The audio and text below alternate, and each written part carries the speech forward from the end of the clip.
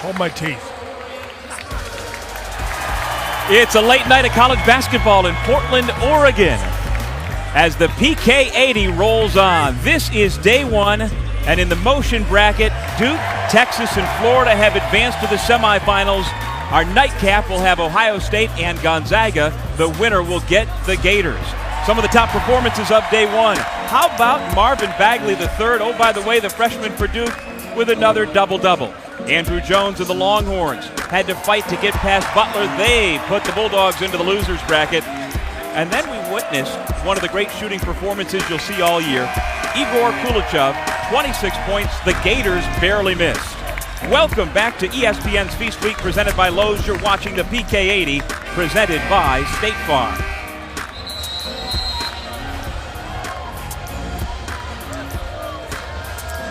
And welcome everybody to Portland. Doug Sherman along with Dan Dockich, and these Gonzaga Bulldogs coming off a trip to the Final Four last year where they won 37 games, a program record. And I'm telling you what, a lot of new names, a lot of new faces, but they are reloaded and they've got their main man back, the head coach, Mark Few. Oh, there's no question. Mark Few, I asked him a few years ago when they hired Calvin Sampson at Indiana. They offered him the job. I said, why didn't you go to Indiana?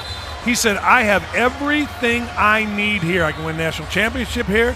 I can recruit players here. He said, I don't need the headache of being somewhere or leaving someplace that I'm extremely happy at. And Mark Few took it to another level, absolute another level, by taking the Zags to last year's Final Four. So there is the 19th year head coach of the Zags, Silas Melson. We got a quick glance at him before tip-off. He is a hometown boy coming back to Portland. And the Zags, 3-0 on the year, are underway with a terrific crowd for this late night hoops. All the way up to the top behind us, Zags fans. It is 12:37 Eastern time, 9:37 here in the Pacific time zone, and we are ready for a couple of hours of hoops.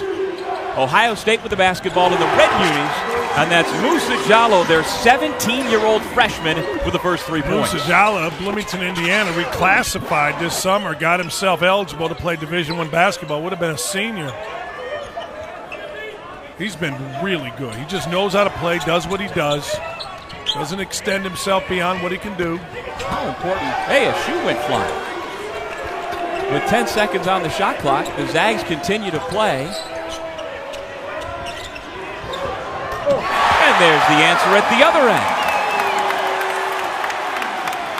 Josh Perkins, so instrumental in that run to the national finals last year. Redshirt junior from Park Hill, Colorado. And the starting five for the Buckeyes out of the Big Ten. A couple years ago, I was in Madison Square Garden when Perkins was a freshman. You could tell he was going to be really good. He hurt himself on the left baseline. That's why he's a redshirt. Yeah, he suffered a broken jaw against Georgia in the NIT season tip-off. C.J. Jackson, the point guard for the Buckeyes. I'm trying to tell people, Ohio State's a good basketball team, and one of the reasons Ohio State is a much improved basketball team is C.J. Jackson. C.J. Jackson has played really well at the point guard. He's athletic, he's unafraid to shoot, he can finish around the rim, doesn't turn it over.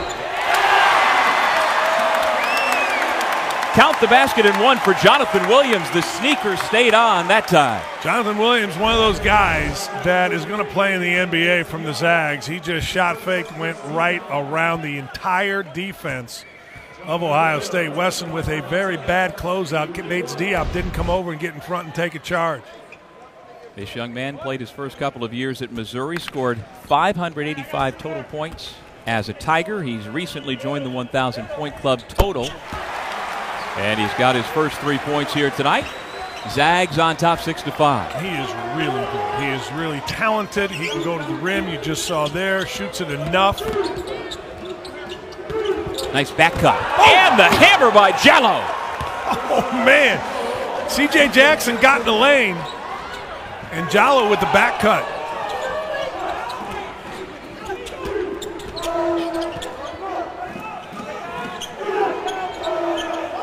Williams, little mid-range jump shot. He's got 5 quick points. Well, Wesson did a better job there. You've got to make Jackson, or you've got to make him shoot over the top of you. You cannot allow Jonathan Williams to get past you. If he makes that, he makes that. Jackson gives it back. Wesson goes down because he was fouled. It's pretty nice. This is a freshman learning. Instead of standing, he plants his outside foot. Jallo does and dunks over the entire Gonzaga team. You're going to see a lot of this. Ohio State likes to keep spread. And when they keep spread and high, foul line extended, the back cut is available. Dan, how important a recruit was Musa Jallo for Chris Holtman? Well, he was really big. He not a top 10, top 20 guy, but a really good player. And he decided, his mother decided that, you know what, we like what Ohio State offers. We want to get on with college, and he's a very smart kid.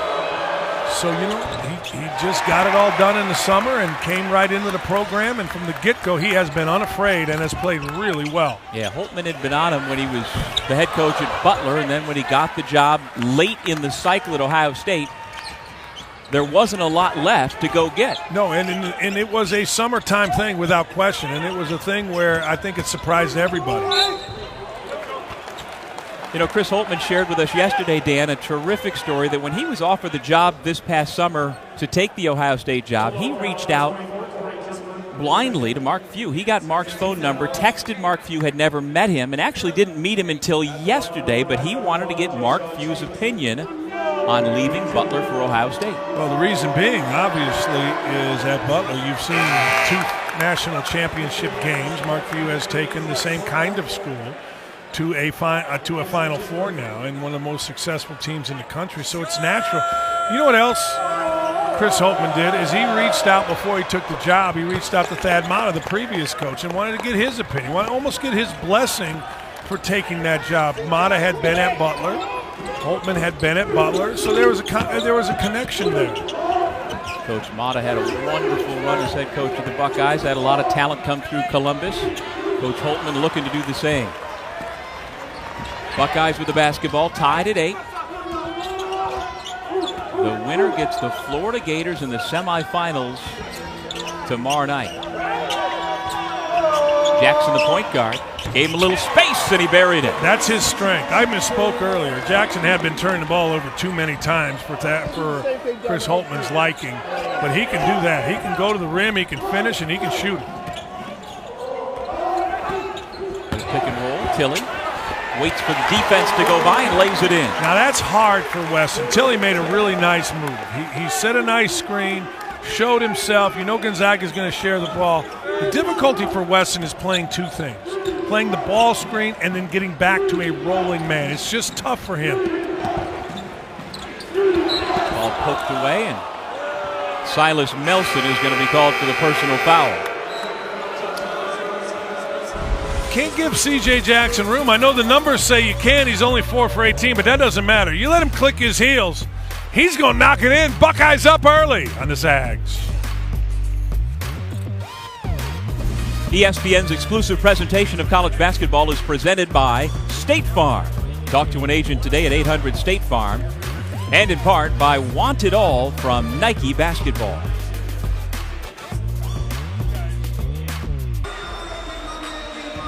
The Buckeyes with the early 1-point lead over the Zags here at PK80.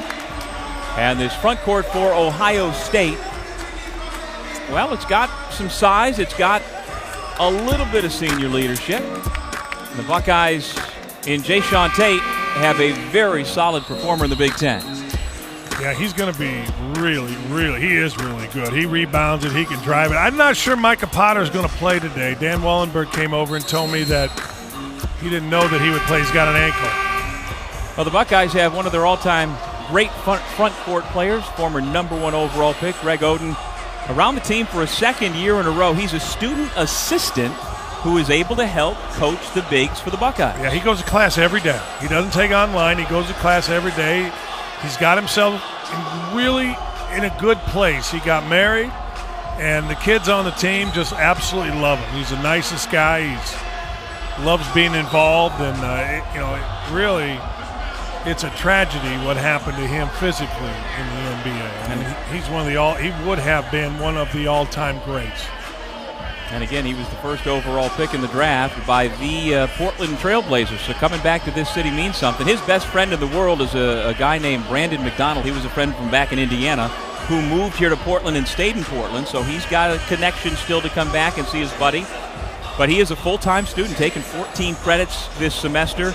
And he is a sport industry major who just loves coaching, and he's on pace to graduate in the spring of 2019. And then he would like to further his career in basketball in coaching or somewhere else in the industry. Well, he on top of all of that, he's just a great person for people to go, for kids to go talk to. You know, they have a problem or they want to know something. He's fantastic. Block shot by Tilly.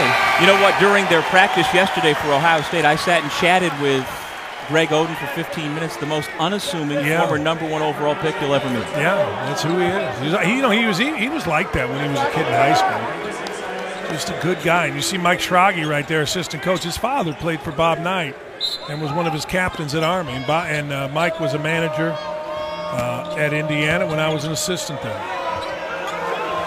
Ohio State in the red, Gonzaga in the black. That three-point shot is called good, and they will go to the monitor to see if it did indeed beat the three-point buzzer. I'm not sure that it did. I'm not sure, and that's inexcusable out of a timeout. You had chance. Yeah. You got rid of it. That should be a quick one. Yeah. Right? Yeah. So that's 3 more for C.J. Jackson. C.J. Jackson with 8. I'm telling you, he may be as improved. You know, we talk about all these great guards. We just saw one in the previous game. And Chris, I forget his name, Chuiza. But C.J. Jackson's really improved. Chioza, thank you. Like I said, it's been opposite days for me. Just get talking about C.J. Jackson, and he throws it to the band. Of course. Even though there's no band, he threw it to him. But Andre Wesson, Wesson really got out there and got running, but just led him too far. Dan, that was the first turnover of the night for either team. Tilly, all day from the corner. Killian Tilly, the sophomore from France, makes it a 1-point ball game. You know what he was from the three-point line before that shot? 0%. 0 for 3? Yeah. How about that? Hadn't made one.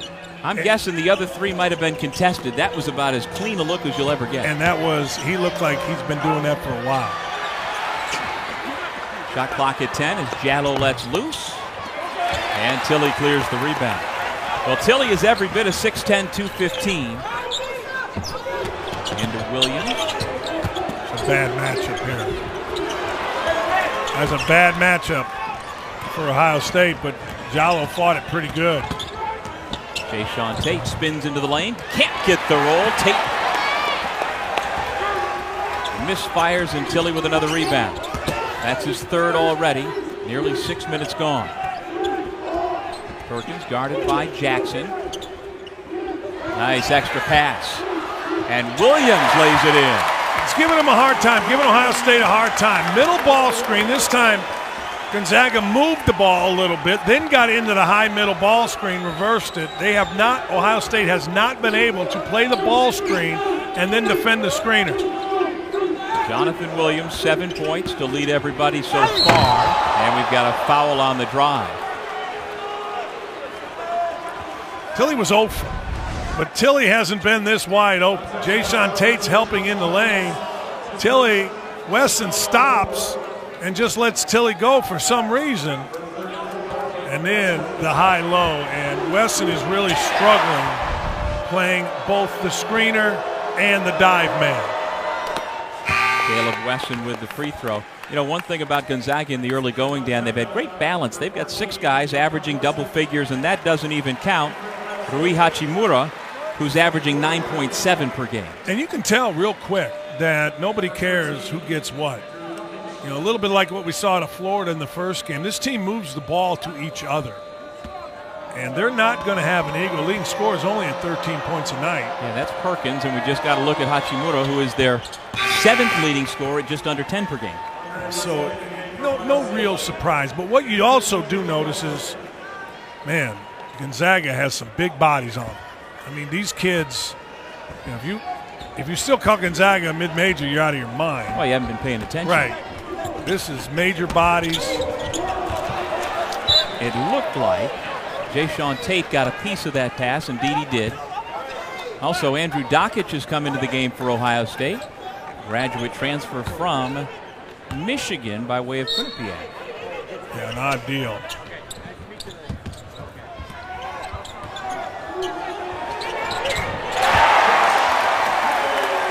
What can I tell you? Got to get up into Perkins. Perkins knocked it in. Sometimes, and this happens in basketball, sometimes you look at a guy and you just feel like I can shoot over him, and that's exactly what Perkins did right there. Well, your son is listed at 6'2", Josh Perkins 6'3", and this is a big assignment here for Andrew, having to deal with this all-WCC guard who fires away again. I don't know what you do about that one. That's just a guy that's stuck behind a three-point line, stuck behind his own teammate behind the three-point line, and drilled it.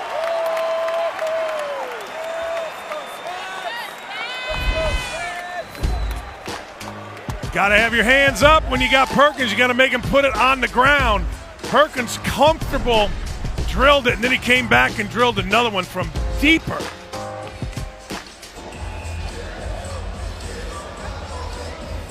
Doug Sherman, Dan Dockich back in Portland, Oregon, and Gonzaga has gone on a little burst. Open up a 5-point lead on back-to-back three-pointers from their redshirt junior point guard Josh Perkins out of Park Hill, Colorado. He played 3 years of varsity basketball at Regis High School before going to Huntington Prep. And he is off to a quick start to his PK 80. Buckeyes with the basketball. Get the ball out of that side. Good hands. When you play against the zone, you don't even need to make a move until you swing the ball a couple of times. Right there, Ohio State kept the ball on the right side and never got to the left side. Left side is going to be Cam Williams, who's their best shooter. There he is. We've yet to call the name Keita Bates-Diop. Nice drive by Tate. Not only was that a nice drive, but that was a heck of a cut against the zone. So often people on the perimeter want to stand on the perimeter. Tate just slashed from right to left, got fouled, and he's terrific going to his left. Williams sets the screen, gets the ball. Gets into the lane and has his pocket picked. Andre Wesson is going to the line. Coming up, the Portland Bulldogs. Why Gonzaga has been so successful here in the City of Roses over the years.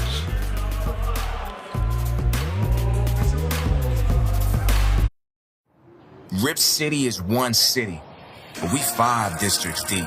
And it don't matter if you from Southwest or Nopo or Gleason Street. Whether you be kicking it with Bunyan and Kenton or Flannel Rock and Pioneer, the one thing we all agree on is keeping Portland weird. Rip City, Portland. We are Portland, Oregon, home of Nike and host of the PK 80 College Basketball Tournament, the largest college basketball tournament ever. And Silas Melson, another hometown product who won a pair of Oregon State titles with the Jefferson High School Democrats, is just the latest Gonzaga Bulldog recruited out of this city by Mark Few to great effect. And look at those names: Santangelo, Hart, Wiltshire. Wiltshire started out at Kentucky, then came back home. Nigel Williams-Goss, terrific, and Silas Melson just doing what kids from Portland do, man. Go to Gonzaga and win. And, you know, we talked after practice yesterday with Mark Few about the pipeline that he's got going. And you know from your days at Indiana and at Bowling Green, you have certain areas that are usually in your geographic footprint that you have to succeed in recruiting there. Yeah, and it's not easy. I mean, let's be honest. You know, you've got Oregon, with all that they have going on there. You've got Oregon State. You've got Pac-12 teams you're competing with. And, the truth of the matter is Gonzaga's a name. They can go national. And, Mark Few is an Oregonian through and through. He grew up about 120 miles south of Portland in Cresswell, Oregon. Of course, he went to college at the University of Oregon out in Eugene, and so he knows his ways around this part of the country. He's a great fly fisherman. He's into what Oregon is all about, the outdoors. That's the guy. That's the Vinnie Johnson of the Big Ten, Cam Williams. You got to if Cam Williams gets going, Ohio State can play in this game. He was fantastic in practice yesterday. I wasn't there. I was flying, but everybody that went to practice told me Cam Williams was loading up and locking them in. He is a difference maker. He is one of those 10 points in 2 minute kind of guys. Okay. Well, he has given the Buckeyes the 8th lead change in our ball game already. Cam Williams, a fifth-year senior from Baltimore, with his first 3 points. He started last year, but really was more effective per minute 2 years ago coming off the bench. There's no question. He had a bad year last year. He just did. For whatever the reason. He couldn't make shots. He got good looks. Ooh, there's a walk. And there's the native son, Silas Melson, off the feed from Perkins. Those two guys play so well together. It's like T.J. Gibbs and Matt Farrell. They just know where each other are. They look for each other. They can play in a variety of ways. Jallo from the head of the key for 3. How about that? Again, because Cam Williams hit the previous shot, they recovered to him. He got down in a stance and was able, or he got down, beat the guy out of his stance and was able to find the next. Jakob Larson into the game, set the ball screen. Perkins, another deep 3. Oh, man! I don't know what you do there. Even though that's my son, I don't know what you do there. That was a great 3. He is a perfect 4 for 4 as Perkins for his 12 points, all from beyond the 3-point line. Midway through the first half here in Portland, Oregon. Cam Williams turns it over. Jonathan Williams with the deflection. Melson. Jonathan Williams lays it back in. Boy, I don't blame Coach Holtman. Coach Holtman is hostile. He felt like there was a push inside and Bo Borowski didn't see. I don't think there was. I just think Jonathan Williams just got after him. And he is so long, Jonathan Williams. Well, Silas Melson out of Jefferson High School, very comfortable in this building. And he got fouled. He didn't stand. You can't play basketball and stand. This is a guy who grew up loving the Trailblazers, dying to play in this arena, I'm sure, next door, and he got the opportunity. Man, I'll tell you what, it's fun to watch when guards are comfortable with each other. Perkins and Melson know where each other are. They're going to find each other. Perkins with the steal. Yeah, those two have played together 4 years at Gonzaga. And the steal turns into an easy 2 for the Zags. Jeremy Jones. And that was outstanding by Perkins right there. Again, Perkins, he can shoot it. He has terrific vision, great hands. Up 6, largest lead. Jackson cuts it back to 4. Yeah, Jackson was able to turn the corner there and hit a little teardrop. Ohio State needed that one desperately because you could feel this building about ready to go nuts. And there's no doubt there is a home court advantage tonight for Gonzaga. A lot of folks have made the trip from Spokane for tonight's ball game. Great touch pass. Big to big for the throwdown. So well schooled. Gonzaga recognized very quickly because of their guards that Ohio State went to a 2-3 zone, got a man in the middle, man got it, looked down, dumped. Williams with 11, and the lead stretches back to a half dozen. Man, that was fun to watch. That was great zone action right there. Foul before the shot, as Keita Bates-Diop tries to get himself into the offense. We haven't heard his name, and that's pretty much inexcusable for 12 minutes. But we've heard this guy's name. Look, middle of the zone, he knew exactly where Jonathan Williams was, and when you give Williams that kind of room, it's going to be a dunk. You cannot give a wide open pass into the middle of a zone and then have nobody on the baseline, and you saw two wide open people. Well, this is the motion bracket that we are in right now, but there's also a victory bracket going on concurrently next door at the Moda Center. And right now, Michigan State and DePaul are playing on ESPN to advance to the semifinal round. So at the end of this week, on Sunday, we will have two champions crowned in PK80. The winner of this game will get Florida in the semis of the motion bracket tomorrow night. Just over 8 minutes to go in the half. Melson finds Perkins, who finds the opening in the zone, and this time missed his first misfire of the night. Well, C.J. Jackson turned his head. Perkins went sprinting. That might have been the easiest shot he's had. Foul on the post, trying to get the ball into Caleb Wesson. And they'll give it to Killian Tilly, reaching around. The Zags up 4 as we head to break.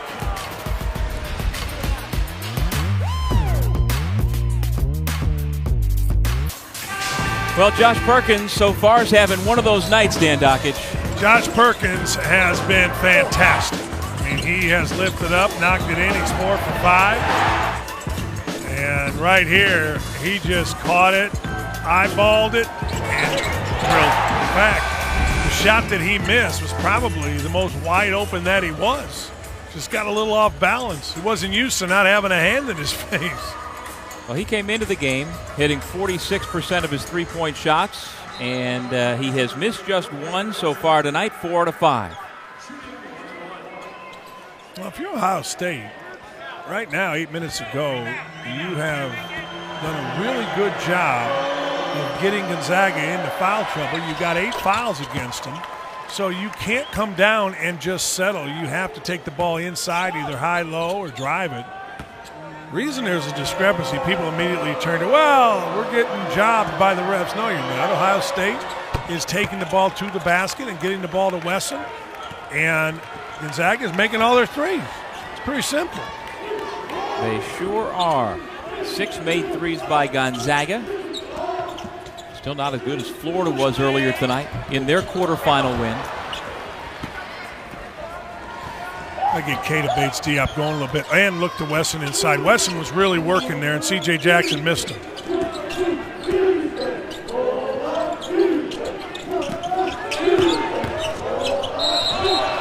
Traveling violation. That was really, really good by Tilly and by Perkins. Tilly recognized that Perkins was playing against Jayshawn Tate, who is only 6'4", but really comfortable on the block. And Tilly came over and walled off. Tate thought he could go the other way, couldn't travel.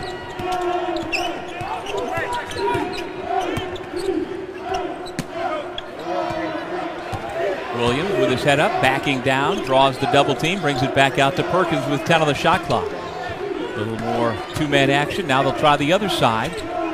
Melson. And the ball comes to the Buckeyes. Well, that was in and out for Melson. Got a good look. I think if you're Ohio State, you got to find out and go down to Wesson again and take a chance on getting fouled or something to the rim with either Bates-Diop or Tate.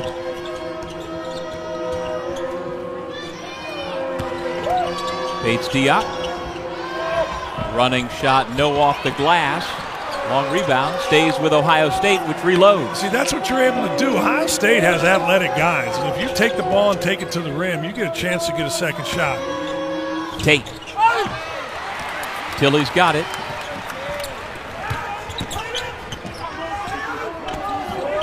Gonzaga 3-0. Ohio State 4-0. Perkins works to baseline.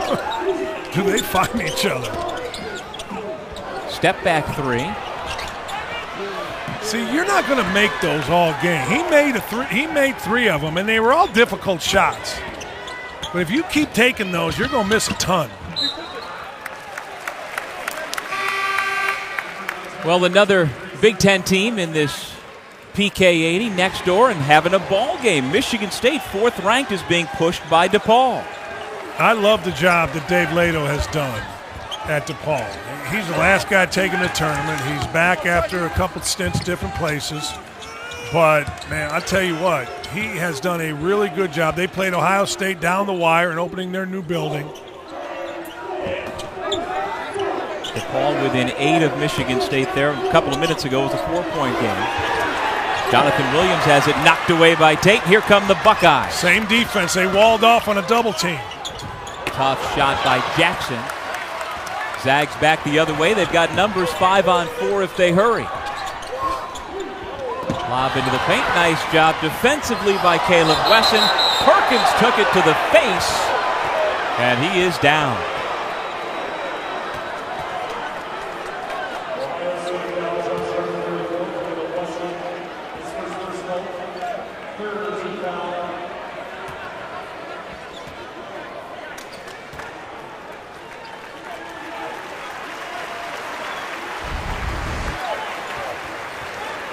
Remember, he's the guy who got his jaw broken, and it didn't look like he got hit in the jaw, a little higher than that.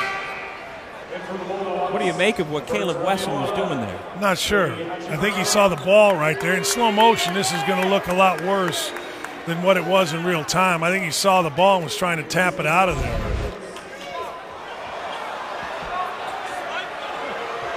I don't think there was anything egregious. I think people are upset about it, but again, you show that in slow motion. You say, what are you doing? They're going to go look at it. I'm sure they'll make a bigger deal than what it is, but live, I didn't think there was anything there. I really didn't. Yeah, from my angle, I didn't really have a good look at it, so I haven't seen it in full speed yet. Like, you look at it right there and you're saying, well, what's he swiping at and why is he running past him? But he's a big guy that came from under the bucket. Right there, he's looking at the ball, and on the follow through just happened to catch him. I just don't think there's anything there. I get why they're looking at it, because anytime somebody's hitting the head above the shoulders, you got to look at it.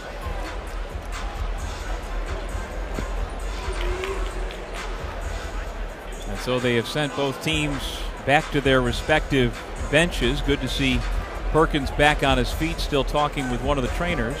Yeah, just because we don't think it's an flagrant foul or anything doesn't mean it didn't hurt. Right. You know, he got Caleb Wesson's a big dude.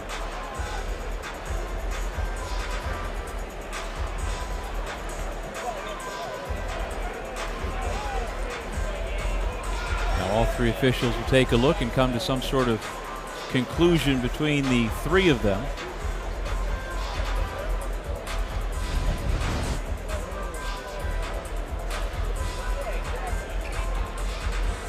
I don't know if there's any way if we could see it. Yeah, there we go, a little faster. Yeah, I can see why the fans jumped up. I can see why they got, excited. I can see all that. I really can. But when it happened in full speed, I really thought Wesson was going after the basketball. But whatever they decide, they need to decide, and we need to get going here. Not that I have anywhere to be, but you need some rest. You've had a long couple of. Come on, Dan, you can say it. I'll buy tonight. I'm good.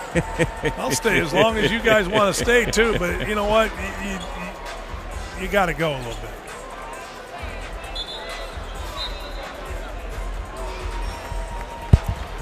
Yeah. So just a common foul. Boborowski coming over to tell Dan Dock it's just a common foul. Bo and I are friends. We live in the same hometown. I've known Bo for a long time, so the crowd's not going to like it. But look, so it's a basketball play. I think so. Again, I know that you can look at it and say it's not, but Hachimura fouled by Tate. I don't know that you want to foul him. I don't know that you want to bail him out. I know that if you're Tate, you're big, you're strong, and you're very willing, you want to keep Hachimura in front of you and make him shoot over you. Traveling violation. Yeah, that was good defense by C.J. Wilson, man. He moved his feet, And Perkins thought he had an angle, and he didn't. Well, Dan, number 2, undefeated Miami in football will take on Pittsburgh noon Eastern on ABC. It's college football presented by Kay Jewelers. When you get done with your shopping, you going to go shopping tomorrow? I'll go wherever my wife tells me. There you go. That's a very good answer. Absolutely. 2-on-1 Zags. Easy 2. That's a few turnovers in a row because the Zags have really showed active hands at the top of that zone. You know, these are good-looking athletes on top that really just see their hands out and up to start with. They don't bring them up. They keep them up usually. See points off of turnovers, 9-1. Zags over the Buckeyes. That's the difference in the ball game. And there's your makeup call to keep the fans quiet. Look, you can say whatever you'd like. Look at those hands. His hands are really, it was a kick, no call. But really active hands up front and active feet. And if you can get away with it, you get away with it. But right there was a makeup call. Basketball is famous for referees on the road, and it's a road game, getting booed and then deciding, hey, we're going to straighten this out to quiet this down. That's 2 in a row. They missed a kick, and then they missed a call right there on Jayshawn Tate.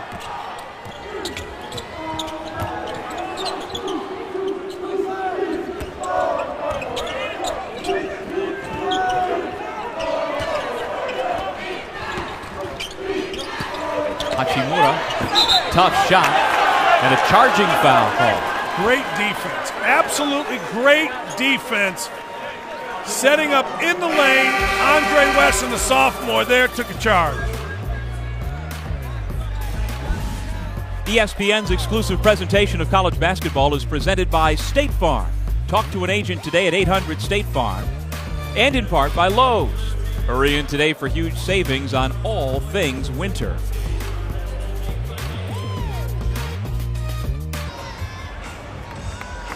Zags 35, Buckeyes 31, and Gonzaga's recruiting is not just in the northwest part of the United States. In fact, from Spokane, Washington, Mark Few and his staff, well, they go everywhere, Dan. 10 players from 10 different states around this country, and then you go globally. They've got 2 from France, 1 from Denmark, and 1 from Japan. It's kind of what I said in the open. You know, Mark turned to Adam Morrison right there, who one of the all-time great Zags, working on the radio crew for Gonzaga now. Dan? He had all the answers as a player, right? He was a Renaissance man, but guess what? Like I tell all these players, at some point you'll be just like the rest of us, trying to get a job in radio, trying to get a job on TV. Unless your name is LeBron James or Michael Jordan, at some point you reach your ceiling. It's just where it is. But he had all the answers, right? He was good. He was really good. Well, he was one of the building blocks for this program. Man. Look at the hustle by the Zags. There were 4 hands up above the rim chasing that miss, and I think it was Hachimura who got the bucket. I tell you what, they swarmed defensively in the middle of that zone. They swarmed Bates Diop tough. And then look at him run the floor here. There's a layup. Look at 3 guys. Yeah, it was Hachimura who got it from Williams for his first 2 points. Tell you what, in TV, you know, we show so many things in slow motion, but in real time, that was electric. Those guys were flying down the court. And that just adds to the recruiting everywhere they go. Here's a young man from Japan, from Toyama, Japan, out of Misei High School, whose first language, of course, was Japanese. His mom is Japanese. Her name is Makiko. And he didn't start learning English until just a couple of years ago. And it's been a tough stretch to get the language down, but he's got it and academically doing well. And Mark Few has himself somebody from the other side of the world producing for him here tonight in Portland.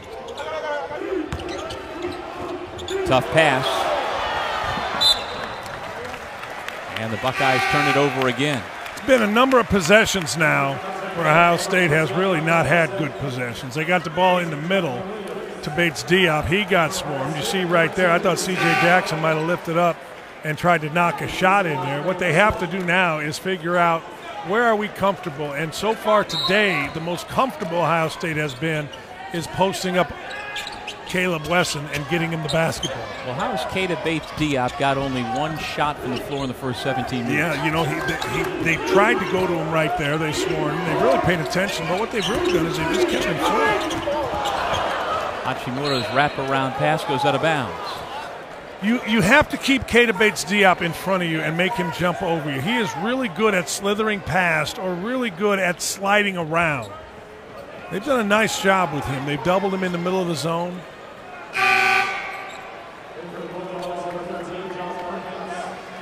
Josh Perkins returns, gets a nice ovation. He's been out for a few minutes after taking that shot to the face. Looks like maybe his left eye has a little blood in it, but he's going to play through it. Now, Caleb Wesson doesn't have to hit you very hard. He's a big boy. He is big. He's lost about 25 pounds since he's been at Ohio State. Got to look inside.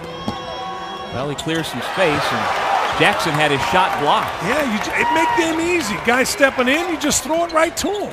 Just get the ball in the post. Now here, they've done a good job of doing this. They get the ball in the post by screening, rolling, and finding. There's different ways, Doug, of getting the ball into the post. We've seen a perimeter-oriented team in Gonzaga play in the post. We haven't seen Ohio State, who should be perimeter-oriented in this game, throw the ball in the post nearly enough. Well, coming up on the Land Rover Halftime Report, we'll have highlights from the PK80. We'll have Battle for Atlantis highlights and a thriller in the preseason NIT. That's all coming up at the half. You and I sitting here, Arizona or Purdue, one of the two is going home 0-3 from Atlanta. And those are the stark realities of these November tournaments, that when you go, you're guaranteed to play 3 games, but you're also guaranteed one of them to go home 0-3, and that's a tough reality, and that keeps some teams from accepting invitations, like Georgetown was originally in this PK80 field, but with Patrick Ewing coming in as a new head coach, he didn't want to run the risk of coming all the way out here to lose 3 games. Well, Patrick Ewing learned from the best, learned scheduling from John Thompson, who nobody scheduled easier than John Thompson. Tilly, and a foul on the shot. Senior. John Thompson senior, not John Thompson III. It's getting away from Ohio State here. Yeah, the Buckeyes have gone cold, Dan. They've missed their last 6 shots. Last time they scored a field goal was at 9:02. The reason is they have gone too fast, and when there is chaos and you're not doing things well, the answer, the elixir, is throw the ball inside to Caleb Wesson, and they just haven't done it. Now Wesson's out, so you're going to play a little smaller. So this has to be 2 things. Either Cam Williams on a jump shot, or it's got to be something good for Keita Bates-Diop. Killian Tilly's been very good in the first half. He gets 1 of 2 from the line, 8 points for the sophomore from France. Yeah, he's really good. You can just tell he is really, really good. Kyle Young has come into the game for the first time for the Buckeyes, who faced their largest deficit of the night, 40-31. Andrew Dockett gives it back to Jallo, and the drought continues for Ohio State. Better possession. In fact, best possession they've had in a while, but Jallo is not Cam Williams. Larson takes his time, tries to step through, and with a huge size advantage on the post, he takes advantage. Well, he was working on Kyle Young, who's a freshman, that went to Butler, committed to Butler initially with Chris Holtman, and then when Chris came here, Kyle Young came state champion, and he was getting ready to work, and Dockage came in, reached in, and got a foul. Well, next door, Michigan State starting to pull away. That's their fabulous freshman, Jaren Jackson. That was a tight ball game. The Blue Demons hung close, but Michigan State starting to flex its muscle. That is over on ESPN right now. Michigan State's Achilles heel is going to be whether they can shoot it well enough. When you look on their perimeter, they've got guys that can shoot. Their best shooter, according to Dane Five, is Cassius Winston. Well, I don't think he's a great shooter. He's not the kind of guy that you say, man, he's automatic. So can they shoot it enough is what's going to decide a national championship or what's going to decide a Final Four win. It certainly isn't going to be coaching. It certainly isn't going to be, toughness up front, any of that kind of stuff. Yeah, they've got all the intangibles. Man, This is the first time Keita Bates-Diop has struggled, and he hasn't handled it well. He's short-armed right there. You know, everything has come really easy for him. Yeah, through the first 4 games of the year, Bates-Diop averaging 19 points, 10 rebounds. Perkins has no problem coming back off the bench and finding the range once again. Long rebound. Perkins was at half court. He just came running back in. Drilled it. Says, give me the ball. I got 15. Honest to goodness, he was right in front of me. And then when he saw the long rebound, he just ran right back into it.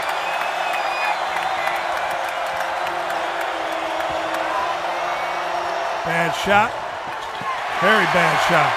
2 seconds to go in the half. Hachimuro's heave is off the mark. The Zags close the half on an 11-0 run. Well, they did it based on the shooting of Perkins, the inside play of Williams, but more than that, I think, on the bad offense by Ohio State. Ohio State got way out of what they did. Look, Perkins is way back here. Then he just runs in and drills it, and he loves it. 44-31. Stay tuned for the Land Rover halftime report after these messages.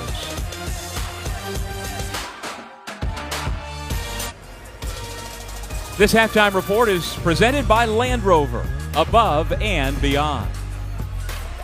We are here in Portland, Oregon. Welcome back to ESPN's Feast Week, presented by Lowe's. You're watching the PK80, presented by State Farm. Here in Portland, Oregon, start of the second half, Gonzaga with a 13-point lead over Ohio State in this quarterfinal matchup. And for Gonzaga, they look like a team that is ready to go after a national championship again this year. Well, that's our 8th team that we've seen that we say is ready to go after a national championship. But I do think Gonzaga played a really good first half. Josh Perkins was terrific.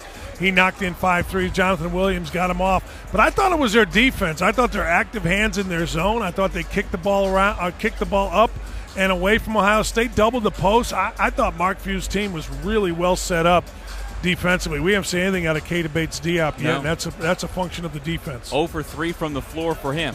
Perkins with our assist of the game, brought to you by State Farm. Well, he was assisting himself into the scoring column one time after another. 5 made threes, getting deeper with each progressive one, and the Buckeyes could do nothing to slow him down. No, there was nothing. That last one, I swear to you, he was right in front of us. Long rebound came. He ran up into it and shot it from way beyond the NBA three-point line. College basketball has become a make-or-miss deal. It just has. And tell you what, between Melson and Perkins, they can shoot the basketball. They find each other. It's a very, very good Gonzaga team. Perkins with 15 points in that first half. Williams with 11. Killian Tilly has 8. On the flip side for Ohio State, C.J. Jackson leads the way with 10.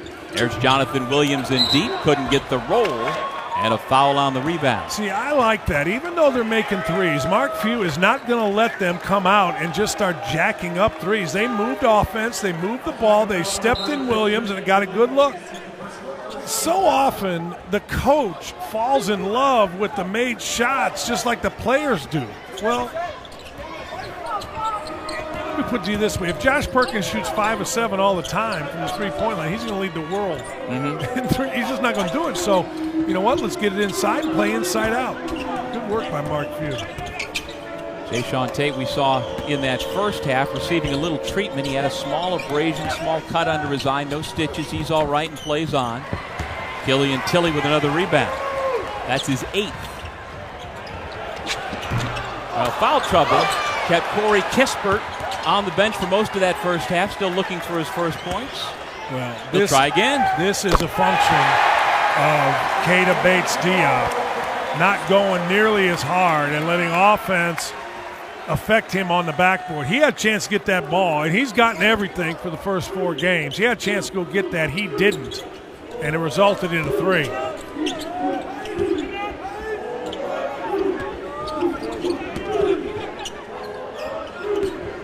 Tate goes behind the back. 6 to shoot. Jallo swings the ball to the corner. Foul comes before the shot against Williams. Offensive rebounds, what do we always say? Kick them out. It's the best time to shoot a 3 right here. Gonzaga just outworks Ohio State. And this is the second time. On the reverse, nobody finds 3. First half, it was Perkins who drilled a deep 3 after a long rebound. That time it's Tilly. Well, once every blue moon, Gonzaga is not the preseason pick in its conference poll. That's the case this year. St. Mary's picked number 1 to win the WCC. Do you think the Zags are the second best team in that league, Dan? I'm never going to say the Zags aren't the best team in that league until it's proven that they're not. Yeah. I'm going to tell you, I think, Jock Landale and all that at St. Mary's really good, but I think they're the best team in that league. Off the foul, which was the 3rd against Tilly. Easy bucket inside for Bates Diop, his first made field goal of the night. And hopefully for Ohio State and for him, he gets more aggressive. Little 2-man game again between Perkins and Williams. Williams lost the bounce, and the Buckeyes come up with it. Yeah, good reach in there by Jallo, coming from the top of the key, knocked it off his leg. Here's C.J. Jackson, the junior from Charlotte.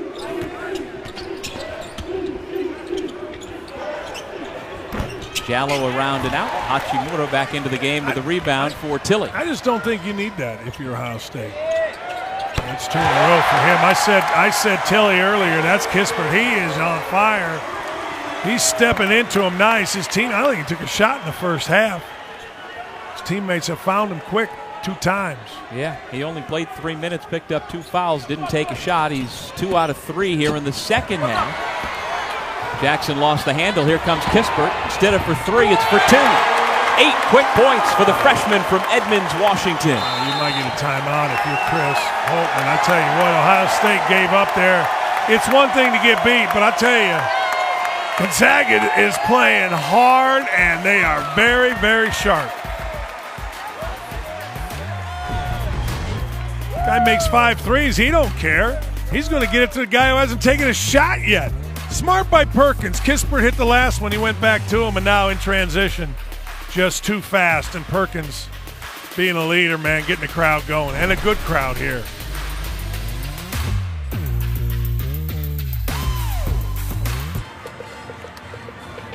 ESPN's exclusive presentation of college basketball is brought to you by Lowe's. Hurry in today for huge savings on all things winter.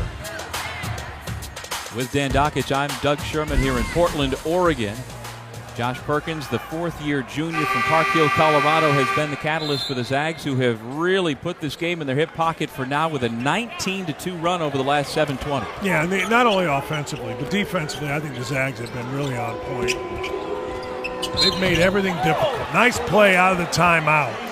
Really good, because if you're going to compete in this game and you're Ohio State, Jayshawn Tate, who had 24 career high last time out, has to be a guy that goes and gets 15 to 20 in the second half. This is a young man who's soon going to pass names like John Havlicek, Jared Sullinger, Clark Kellogg, Aaron Kraft on the all-time scoring list at Ohio State. Yeah, his dad was a really good player too, Jermaine Tate out of Toledo. He played at Cincinnati and Ohio State. But you're right, there's some great names at Ohio State basketball. Yeah, his dad averaged 12 points a game as a senior. Jayshawn came into this game averaging just a touch over 15 per game, and this is senior year out of Pickerington, Ohio. 10 seconds on the shot clock for Gonzaga. Clean look from Nelson. And Jackson from his guard spot down to grab the rebound. I'm finding Tate again. He's got a double team. Somebody's got to be open and opposite. It should be. I'm finding him all day. He's kind of the alpha male on this team, right? He is. He's the guy you go to. I mean, he's the guy that is not going to sulk. He's going to continue to battle and play hard. Well, he's got 8 points. You got a double here. Jonathan Williams shoots an air ball from close, but he's bailed out on the foul call against Bates Diop. Well, Bates Diop is undersized to play an aggressive 4-man, but he is long enough to affect the shot, so he didn't do a bad job. But Jonathan Williams is just so tough with his hips, getting low and battling. Well, day one action over at the Moda Center is just winding down. As you see on the right side of our screen, Michigan State is going to advance onto the semifinals in the victory bracket. The winner of this game will move on to the semis in the motion bracket. Michigan State. I'm not right often with my picks on things. No, well, I mean, on games, I'm genius, but But Michigan State, to me, is a national champion. I mean, they just have everything you need. Again, the shooting is what's going to. Now, that's a little crazy. You fill out a tournament bracket every year? I do, and I never beat my wife or my children. Yeah, I don't do so well either. No. We watch a lot of college basketball, and for what? That's all I ever do. Watch college hoops and lose pools.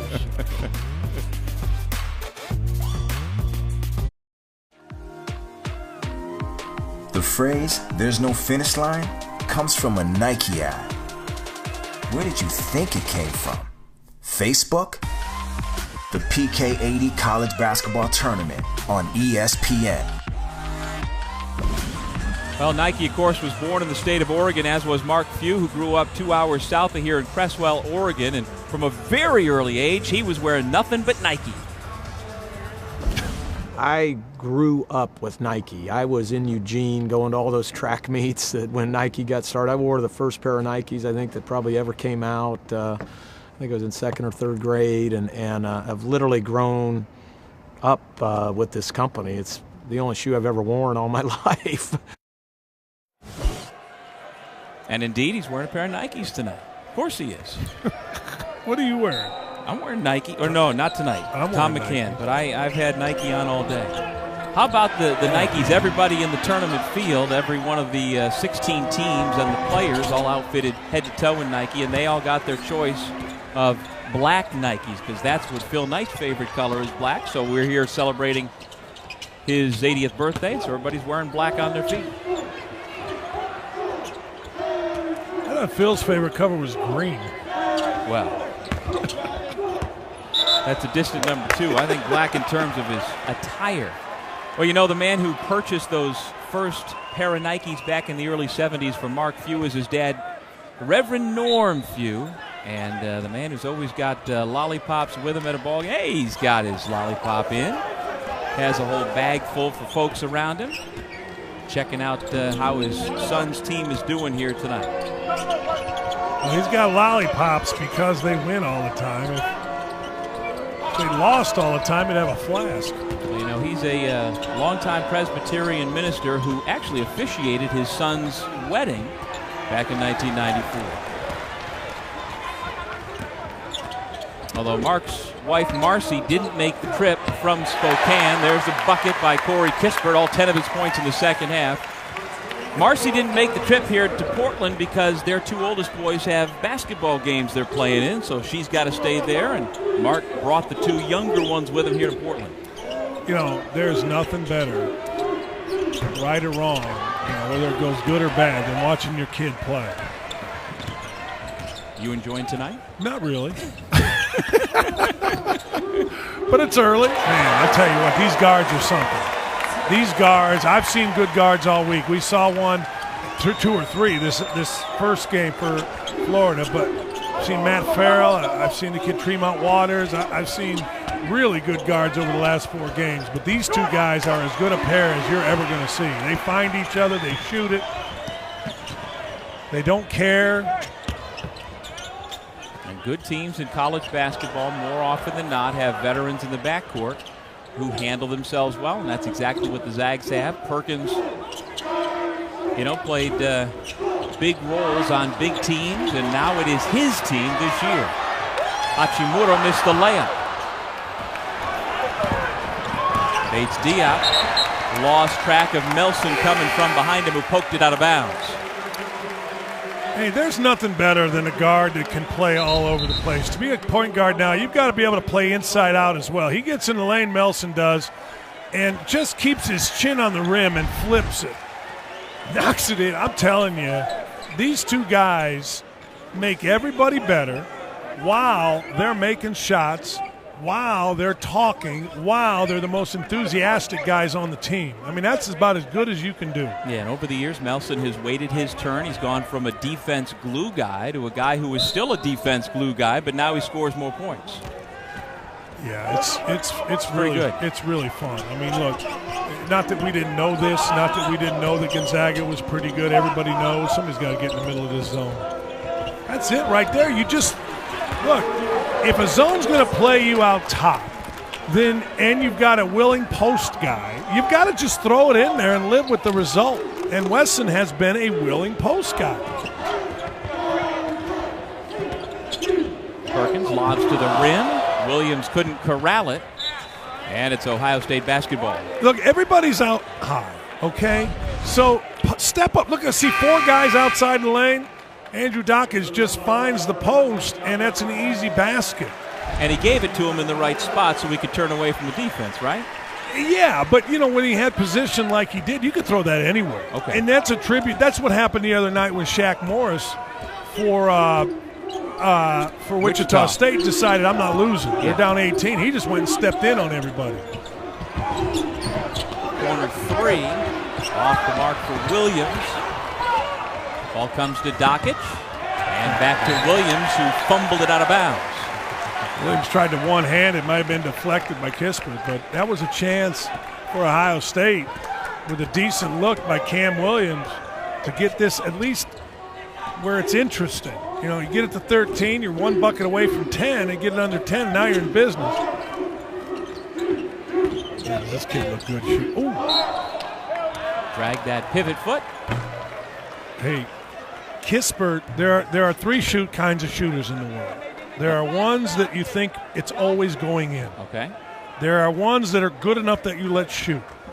The third kind is just simply guys you don't let shoot. They got to be screeners. Right. Kispert is the first. Yes. He is a guy that when he loads it up, you swear it is going in the basket. Good balance.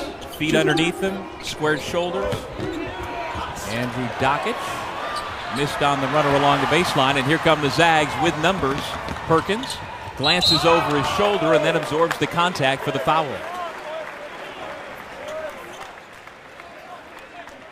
Well, coming up, we will talk about both sides of a rivalry, from the maize and blue to the scarlet and gray.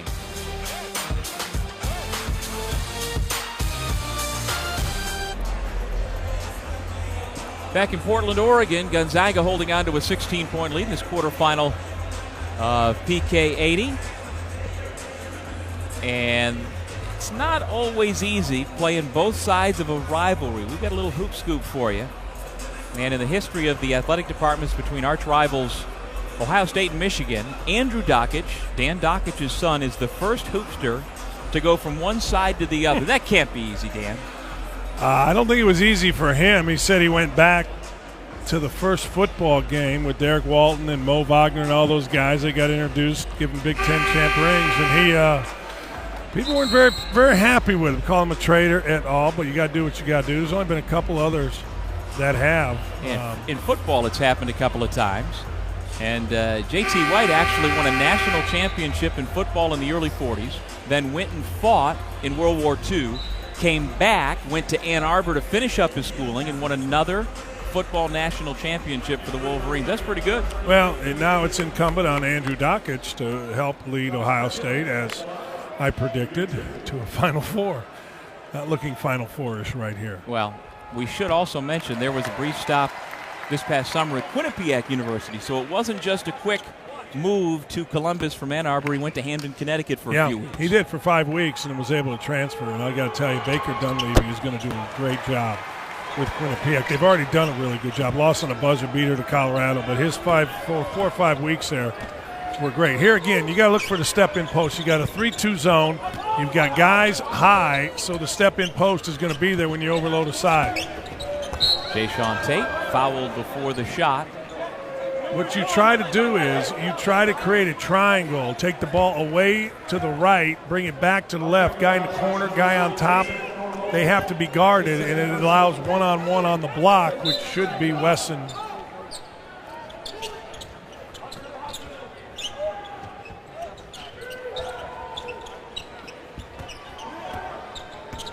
Ohio State in the red, Gonzaga in the black. Keita Bates D out to the left hand, front rimmed it. Tate with the stick back. Yeah, really good by Tate. Tate has come out to fight the second half. Tate's been a difference here a little bit. I mean, look, Ohio State struggling in this game, but Tate has shown some real heart. Killian Tilly Had it blocked. Somehow got it to his teammate, and Jakob Larson laid it in. Well, they had the ball. I mean, look, Keita Bates-Diop needs to – I don't mean to pick on the kid because I love the kid, but he's got to jump up, use his athletic ability, and go get the ball. Doncic, no. That's a bad shot. That'll get you taken out. You got to move the ball a little bit, and you've got to get it. You should shoot it, but you got to get it to other people. Well, Josh Perkins doesn't matter where he's in the gym and where the defense is. No. He is feeling it tonight. No, Josh Perkins is a guy that can really, really break a game open, and he has here. Tate went for the slam, didn't get it. That leads to a run out for the Zags. Offensive foul. Now that's what Andrew Doncic should do. He doesn't need to take a one-pass dribble. He needs to go get himself a charge. But I tell you what, I don't know why you take the ball to the rim. Just get the ball to Perkins as deep as you want. He just comes down, loads up. I tell you what, Perkins is having himself a night. And here, that's pretty clean. Larson. That's really clean by Larson. Good for Beating him Larson. up above the rim. Yeah, I mean, hey, Tate is trying. You know, Tate, I've seen over the last couple days teams give up. But, hey, Tate is not. But he just got rejected, man. He just found a guy that met him at the rim. Tate 6'4", Larson 6'11", and Larson went up and was ready for it. Now Larson gets called for the foul, much to the dismay of this pro-Gonzaga crowd here in Spokane. Or rather in Portland. Feels like we're in Spokane. Well, there's a couple things you always get, you know, when you do a game and there's a home crowd. Is number one, the referee's never right. Ever. Ever. Ever. Even if they show a replay that clearly shows the referee was right. You know it. And the other thing, when you call your son's game, you're going to be called bias. Well, how many times is this now for you? His 3 years in Michigan and then here at Ohio State? Yeah, probably 6, 8 maybe. I can tell. For the folks watching and listening at home, I've done a bunch of games with Dan over the years. Did one Michigan game with you a few years ago and then this one. You do not enjoy this game as much as you do others. It's not easy watching your son out there, right? You know, it's not, but as I told him, you turn it over, I'm ripping you. You take a bad shot, I'm ripping you. I mean, I don't care who you are. It used to be if you turn it over, you sleep in the garage. Wow. Yeah, you got to sleep in the garage. Wow. So, you know, he's not the most talented kid, but he can be the most smart, or the smartest kid, most smart. That's just awful defense by Ohio State. Beat to the baseline. You can't do that. If you're going to lose, lose, but don't lose because you're not going to play the way you're coached. See, I like the battle out of Wesson. I think Wesson and Tate have done and played and continue to play the way you're supposed to. I'm not sure anybody else has. Well, Dan, this is the largest lead of the night as Gonzaga has it 65-43, just past the midpoint of this second half. We might have a little blood here on Caleb Wesson. The official just went to head coach Chris Holtman to say that he's got to get some treatment. So they'll try to get the bleeding stopped, and if they don't, Wesson will have to go out of the ball game. Well, the Wooden Legacy is ongoing down in Orange County, California. All games streaming live on Watch ESPN. It's a great tribute to the great John Wooden and the legacy that continues on for him at UCLA and around college basketball. San Diego State is up big on Sacramento State, currently on ESPNU. So Wesson, after getting the blood stopped, goes to the free throw line. This is what happened. Inadvertent face rape. You know, it's amazing how he did that earlier, and the way the world works, it comes back to get you, right? I mean, yeah.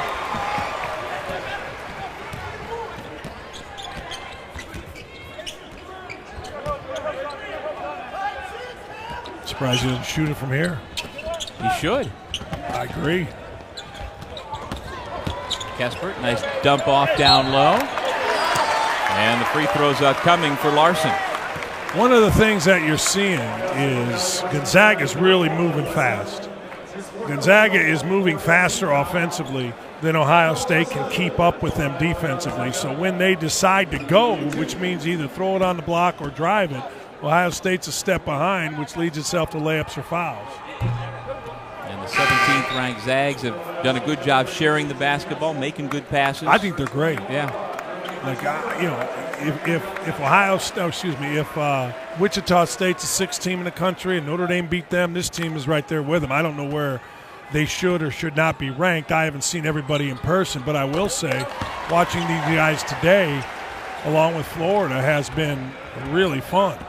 And this is a team that, again, went 37-2 a year ago, lost Zach Collins, number 10 overall in the draft, to these hometown Portland Trailblazers, lost Shemet Karnowski, and they just reload. And that talks to what you were saying earlier, Dan.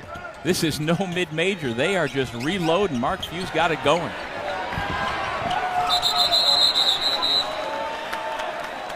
Well, Mark Few having it going started with Dan Munson. You know, Dan Munson back in the day just did an incredible job. Mark was his assistant, and then Dan moved on to Minnesota, now at Long Beach State. But Mark, nobody, I think, in college basketball understands what a great job they have more than Mark Few. You know, so many guys in college basketball are looking for the next job, or, you know, I want to get to here. Mark understands where he's at, what he has, who he is, and how this fits him. And to me, it's very refreshing. He's been there 29 years, 10 years as an assistant, and the last 19 as head coach. Jackson misses. And he has certainly had opportunity to go elsewhere, but with what they have built up there. I asked him, we were at the Final Four when Indiana hired Calvin Sampson in, what was it, 06? I said, do you ever imagine you'd be offered a turn down $1.5 million a year to coach basketball at Indiana? And he said, you know, I don't need it. He had beaten Indiana maybe the year before, and he said, I just don't need it. He said, I love where I'm at. I can win national championship. And, you know, he's right. And, you know, after practice yesterday, it really was neat. Off the turnover, here comes Jackson.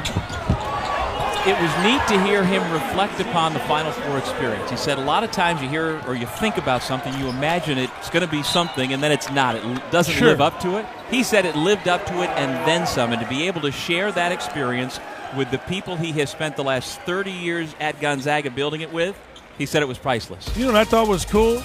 You mentioned he brought all those people back to Munson. Everybody celebrated. It's awesome. Awesome school.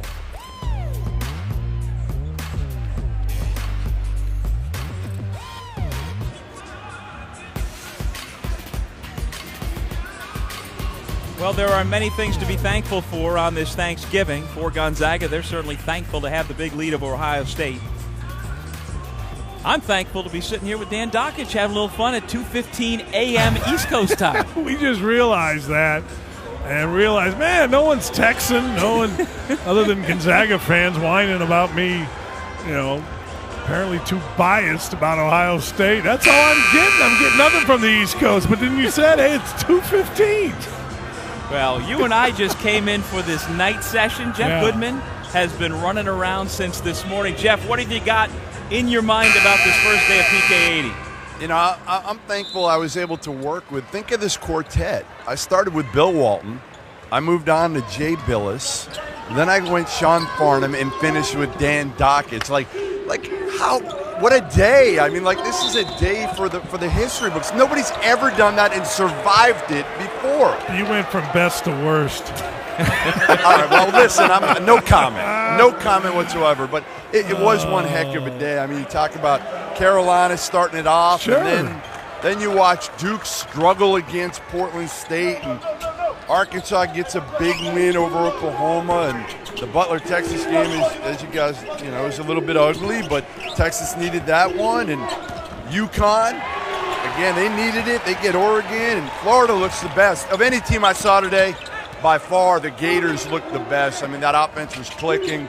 And then Michigan State over there just now without Miles Bridges, man, they struggled the first half, but they grinded it out. Matt McQuaid looked terrific, made threes, and then I come over here and I didn't expect to see this. I mean, I know the Zags have potential, but I think even Mark Few yesterday said to us, there are a lot of question marks right now. We don't know how they're going to be. What are the question marks? I'm looking at a team that has, I mean, I know coaches say that, you know, Jeff, but I'm looking at a team that's solid in every spot, experienced in most spots. Now, obviously different with guys leaving, but I look at Perkins, Melson, and this kid here that's on the line, Jonathan Williams. I'm like, wow. You know, I mean, and the thing I like about him, you mentioned Florida, Florida, Notre Dame, and now Gonzaga are the three most connected teams I've seen this year. Really connected. So I know, you know, like any other person would say, wow, our team's pretty good. Mark Few's like, we got questions. And I'm sure they do. What else is he supposed to say? Yeah, I know, and he's right. That's why he's a great coach. He's never satisfied, but they look pretty good here tonight. Jeff, I've got a question for you. Out of those 4 analysts you talked about who you worked with today, who's gotten in the most words? I mean, listen, Walton. Yeah, Walton's tough, man. Okay. Listen, I got the Walton socks on right now too. Look at this. What are the Walton socks? I got the Walton socks. Look Look at these babies. Oh, literally You like Walton those? socks. I like Right? it. Where'd you get those? No, I can't tell. Was I Bill can't handing tell them you out? where I got them. I can't tell you. I saw a place. I mean, they're worth big money. In this building to be wearing those socks? Sherman, I'll give you these socks right now. I'll take them off right now and give them to you for the right price. No, I need them laundered at least. I'll wash them. I saw a place in town that, well, it's a business that's only legal in certain states. It's not legal in every state, but I think we're selling Walton socks. And you know what? I'm just saying. I'm taking a pool in the truck, I hear. We're up to $10 now. Is that enough to get those socks off you, Jeff? I'll take them off right now for $10. All right. Right now on the air. The socks are coming off. Oh, my God. No, nobody wants to smell my feet. You got to. I give 5. That's the problem. No, Dockage, I'll add 5. So I that's know 15. your salary, Dockage. That's 15. They All were right. going to give you 10. I was going to add 5 more. But again, they've got to be laundered. He's walked about 9 miles That's today right. between the That's two right. arenas. Oh, this is a mess, Yeah, you really want me to? I'm going to take them off. Wait, I can't do it right here, though. I got to do it like on the sideline. You can get me doing it. I'll go on the sideline. That's where it's come to. It's either that or that should go. I tell you what, when he shoots it, Perkins. yeah, he has a great-looking stroke, and does. he jumps up like he means it. He is not let me put it this way: he is not lacking confidence. No. Well, he went for 26 a couple of years ago as a redshirt freshman against Santa Clara on New Year's Eve, 10 of 12 from the floor. He's had that kind of night here tonight. And, you know, he was really good as a freshman. Before he got hurt in the Garden, he was – you could tell this kid was going to be really, really good, and he is. They'll be a tough out. I mean, look, Florida tomorrow, assuming this lead holds up, Florida tomorrow with their guards against these guards, be interesting, really interesting. Good close out to make that shot by Kispert, a tough one. Under 7 minutes to go.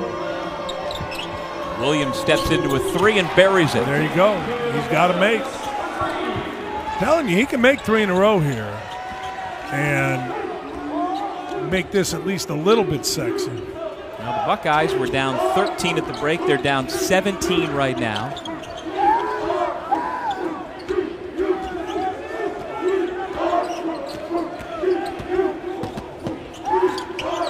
Ooh, that was a walk.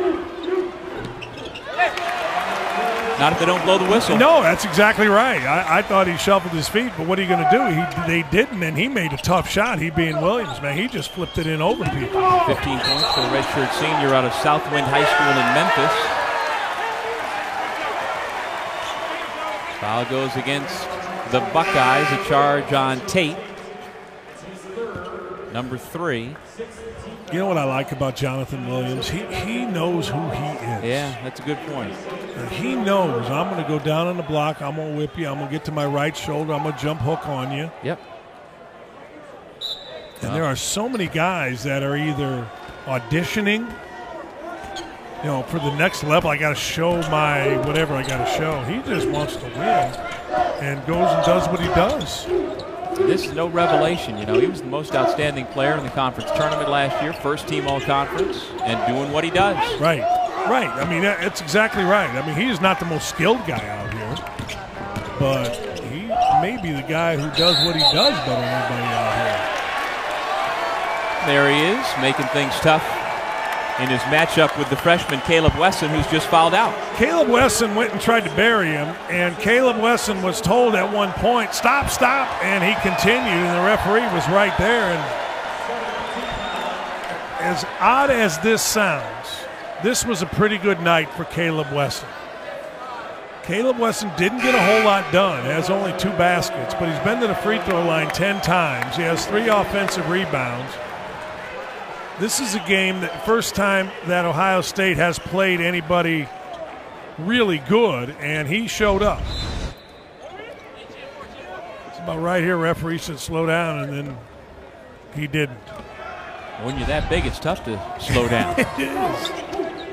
Well, they've got wins, the Buckeyes do this year, over Robert Morris, over Radford, over Texas Southern, and over Northeastern, but they're in the deep end of the pool here tonight. Yeah, they're just playing experience, toughness, talent. Pretty good combination. It's one of the things Ohio State has to get better at. They're not very good at understanding when they're in traffic and finding the next guy. They don't skip past it enough. Guys kind of get it and want to go one-on-one. And this has hurt them all night long right here. Middle screen roll. Wesson was really struggling with it. At that time it was Keita Bates-Diop, but you can see the athletic ability by my man here, Jonathan Williams. Yeah, he's on the preseason top 50 watch list for the John R. Wooden Award. He's not going to win National Player of the Year, but he certainly belongs on that top 50 list. Oh, there's no question. He's one of the top returning players in college basketball. Williams. Good closeout that time by Perkins. There's the freshman working hard in the low post, Kyle Young.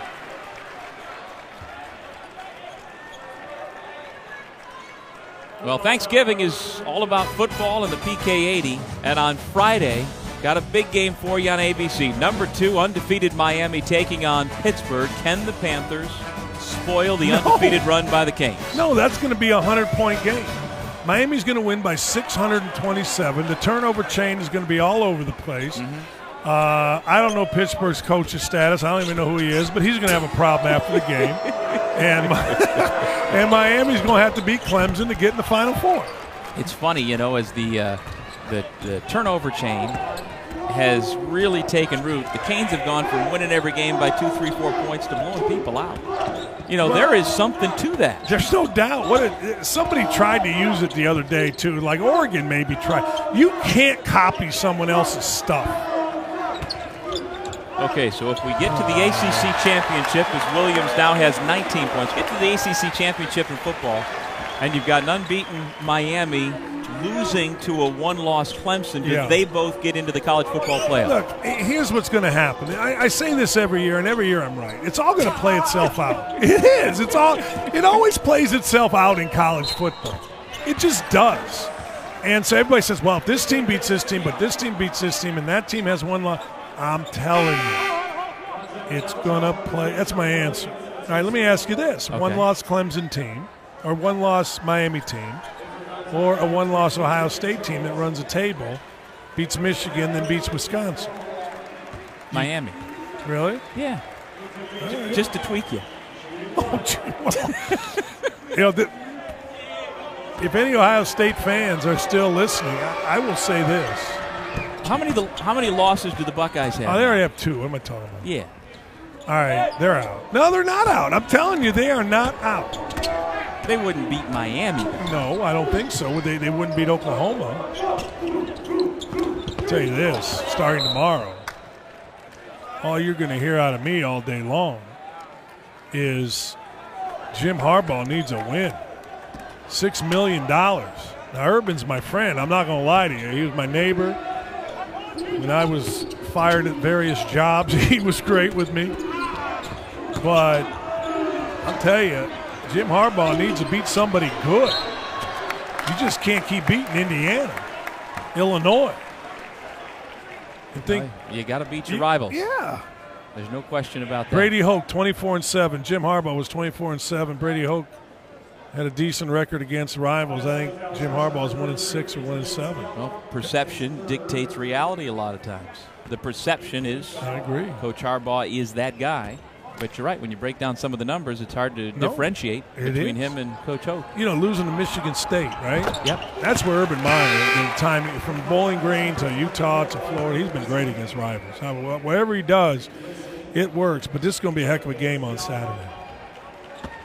Alabama in automatically, win, lose. You know, what if they lose the Iron team. Bowl? Come on, they're the best team. What if they lose the Iron Bowl?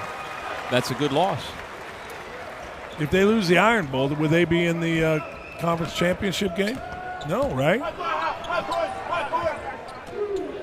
Jonathan Williams has rattled off the last 10 points for the Zags. You know, while we're talking about college football in Clemson, will it make it into the college football playoff? Their only loss? I was up in the upper deck at the Carrier Dome watching my alma mater have its season highlight for Syracuse. I'll tell you this, Dino Babers can coach. Yeah. Dino Babers can really coach. Our guy Ian's trying to get us back on track, talk basketball. All right, let's do that. Great basketball here at the PK80 this week. We've got more great basketball coming up next week. Big Ten ACC Challenge. It's cross-conference chaos of the best kind. The Big Ten ACC Challenge starts Monday.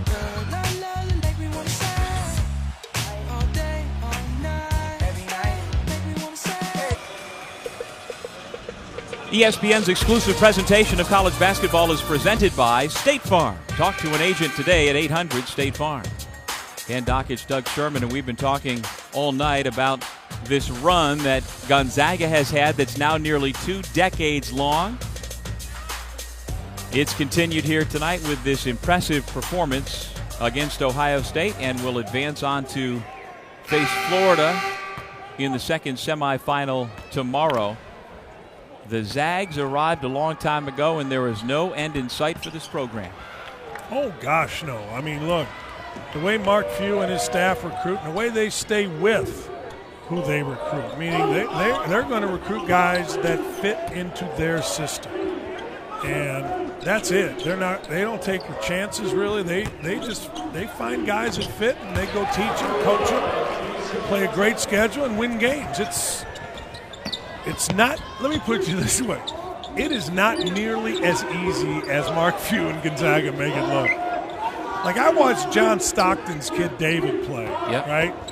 And he was just a walk-on guy, and I'm sure people thought that David Stockton was just on the team because of his dad. He ended up in the NBA. Right. Like, the dude ended up in the NBA. So people need to understand that, and he didn't end up in the NBA because his dad played in the NBA. NBA guys don't care if your dad played. They just care if you can play. Right, and this coming from a small Jesuit school in Spokane, Washington, that 20 years ago the school had real fiscal problems. And they had no reason to think they could break down the doors into big-time college basketball, and yet they did, and they have. There's no doubt. When you think about college basketball and the great programs, here we go right here, Danny Munson, who's a friend of mine. This is where they got it going, really. I think they lost to UConn to go to the Final Four. And at this point, everybody in the country is like, Gonzaga, what is that? There is absolutely no doubt what you're saying is true. And you know what else it did? Like, I was at Bowling Green at the time, and everybody thought, man, if they can do it, And so Dan was a friend, so I called him up. We talked about it. What people don't understand is the support Gonzaga has received in terms of flying privately. Mm-hmm. Meals, massage, all this kind of stuff that Mark told me about. It's great. Now, this is not a mid-major come here and we're going to, be the little underdog. No, we have a great program here. And so we'll get a rematch of that Gonzaga-Florida game from 19 years ago tomorrow night. What a lot of people don't realize now, you mentioned Gonzaga flies charter.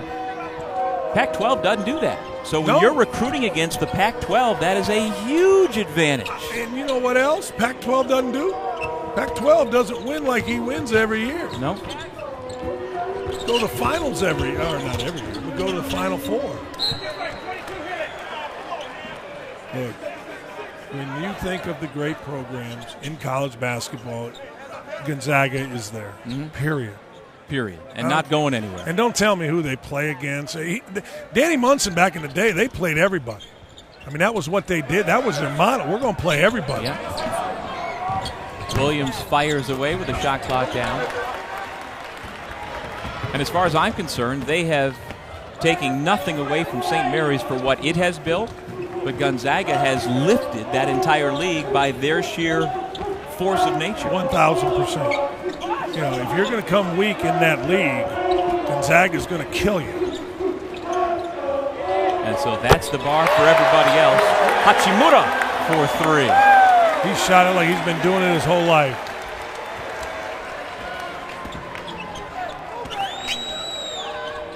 Well, the Zags and the Gators met last year in the semis of the Advocare Invitational down at the Wide World of Disney in Orlando.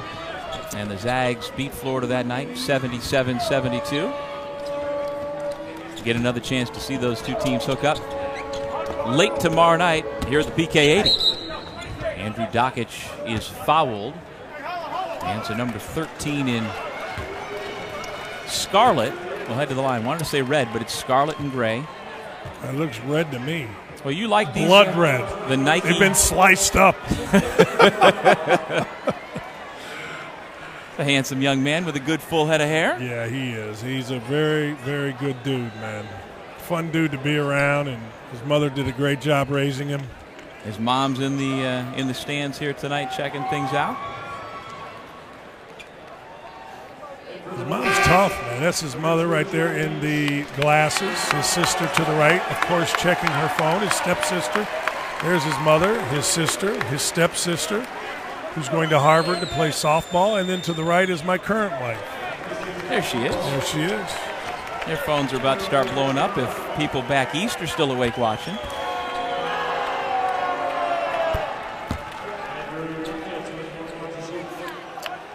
Well, I tried to get some dirt out of Scooney Penn, who's in his first year as director of player development. I said, come on, Andrew Dockich, first-year player with the Buckeyes. What's his dad like? You got to give me some dirt on Scooney Dan. Doesn't know me. Scooney's like, he's the greatest. He's the greatest dad. He's not bugging us. Never. He said that you don't go anywhere near him. You're nothing but support. Nothing. Love High it. school, nothing. Love it. Zero. Coach Beeline and his staff Zero. would say the same thing. Zero. Because you Nothing. understand. You get it. You know what? As a dad, they don't need to hear from me. You know what? In fact, they gave another walk-on a scholarship when Andrew was there at Michigan, and Beeline wanted to talk to me about it. I said, you talk to me. Well, a heck of a performance by Gonzaga. They looked every bit the part of the 17th ranked team in the country. They looked every bit of the part of the 10th ranked team in the country. I think this is a really good team, and you're going to see tomorrow a great matchup between Florida and Gonzaga. That's going to be epic. Epic. 86-59 your final score. The Zags shoot the lights out and will take on the Gators tomorrow night. Well, both teams can shoot it. Both teams shot it tonight. Jonathan Williams might be the difference. I can't wait to be here. We're going to be courtside. It's going to be a lot of fun. It will be. The nightcap will be Gonzaga and Florida following Duke and Texas. Our final score here, 86-59. The Zags take down the Buckeyes. Join us for more PK80 tomorrow beginning at 3 o'clock Eastern on ESPNU. For Dan Dockich and our entire production crew, I'm Doug Sherman saying so long from Portland. Now let's send it to SportsCenter featured